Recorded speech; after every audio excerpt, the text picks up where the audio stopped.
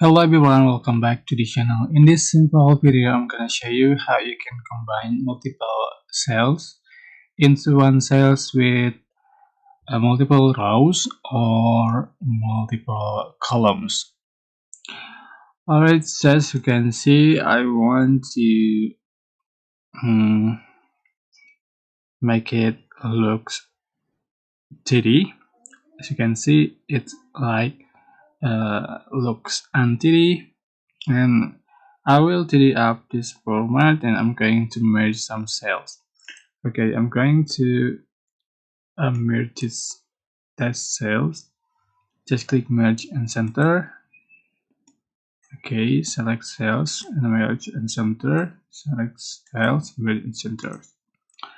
And select this cells and select merge and centers, and like that. Okay, so super simple.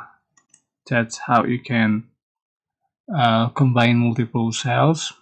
I hope the tutorial was helpful for you guys. Don't forget to like, comment, share, and also subscribe to the channel. Thank you so much for watching.